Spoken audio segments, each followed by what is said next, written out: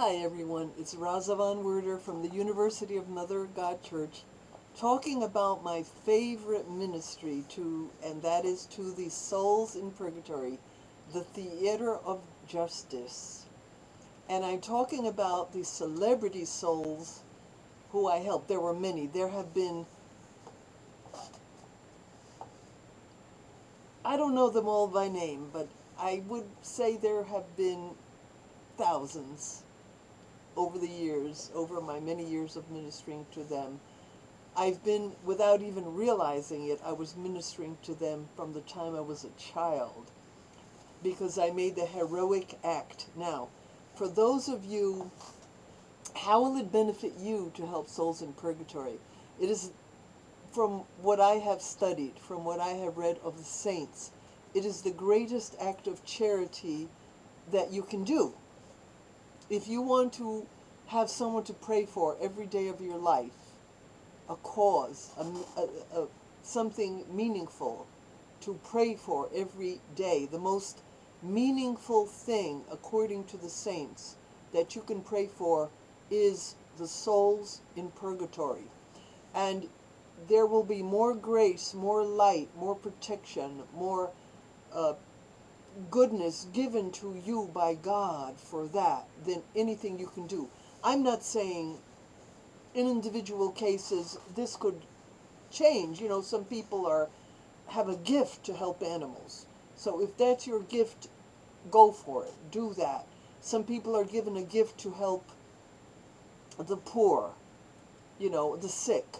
Go for it. Do that. Some people are, I knew a priest friend of mine who was the priest of prostitutes. That was his special anointed ministry, and he was good at it. He taught a course at Catholic Theological Union. Okay, so whatever you're called to do, do it. I'm not saying that this is it for everyone, everyone, but that's what, I'm just telling you what the saints said. And that just happens to be the ministry I ended up with more than any other ministry. And I'm not really, nobody's interested in it but me, so I don't really have anyone to discuss it with or to brag about it or to, you know, they want to know about stripping for God. Of course they do. They want to see me dance and strip. They want to hear about all the adventures I had and the amazing, crazy and wonderful things and bad things that happen, etc., etc., etc., because it's a novelty, it's sexy, it's taking your clothes off, it's preaching naked in front of guys, it's saving men's soul and all that. They love it. They love the press and people. They love it. They want to laugh. Ha, ha, ha, ha, ha. Is she crazy? Ha, ha, ha. Is she a hypocrite? Ha, ha, ha. Is that her gimmick? Ha, ha, ha. You know, it's very entertaining. But when I help souls in purgatory, no, that's not so entertaining, is it? So people are not that interested. So I can't call up the press and say, I'm helping souls in purgatory. You know, goodbye. All right. Even if they're celebrities, you know, they're going to say she's whacked. She's making it up. Yeah, right. You know.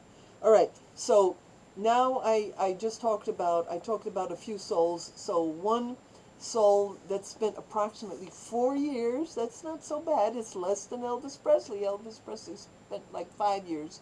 Frank Sinatra spent about 4 years in purgatory.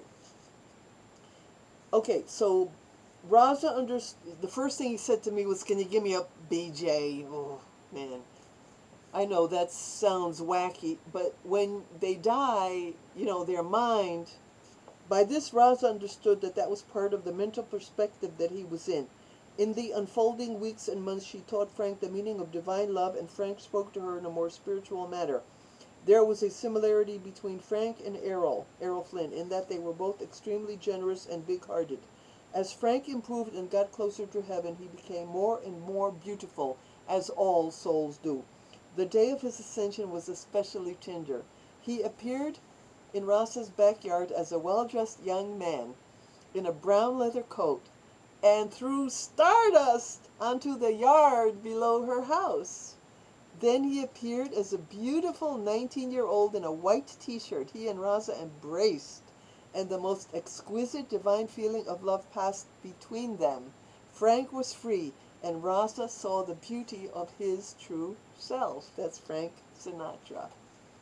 Okay, the next soul that was given to me at the same time Frank was given to me, they came like two buddies, was Dean Martin. Now, he spent longer in purgatory.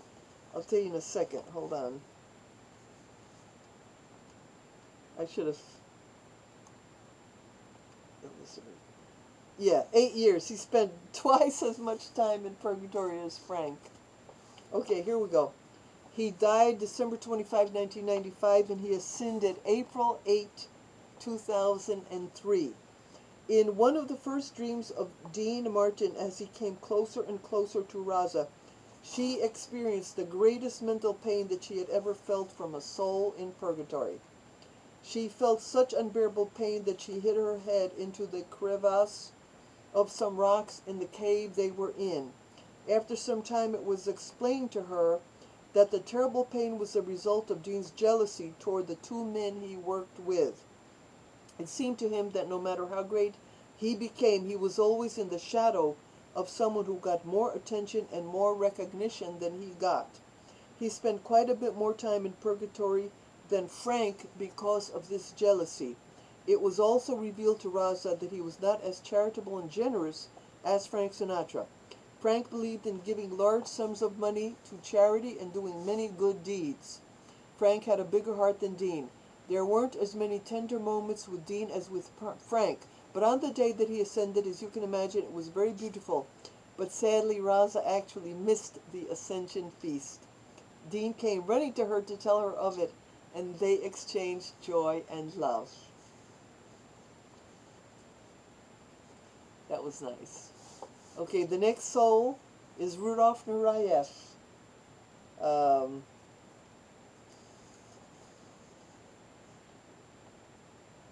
Let me figure this out. He spent 9 years in purgatory. 9 years. All right. He died January 6, 1993, and he ascended June 29, 2002. How do I know? How do I know they ascended? Because they communicate with me mostly in dreams, sometimes visions, very rarely. But mostly it's just a dream, but the dreams are very vivid. And on the day, you know, when their time usually is coming close, I'm told in a dream that the time is coming close. Not always told. But on the day they are ascending from earth to heaven, sometimes I just see them, like my dad. I didn't see, there was no party or celebration. I just saw my dad, and he was dressed like a female, which is a symbol of being submissive to God.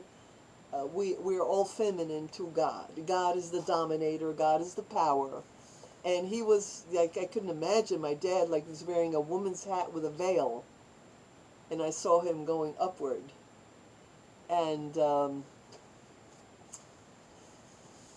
frequently I see men, they don't look like transvestites or anything, but they have symbolic clothing on that has some connection to being more feminine than masculine. And that means they surrendered, they gave in, you know, they are cleansed by God, and they are passive to God. All souls are passive to God. My God, can you imagine? We're all passive to God. Okay, the next soul, like I said, is Rudolf Nureyev, but we'll wait until the next one to be continued.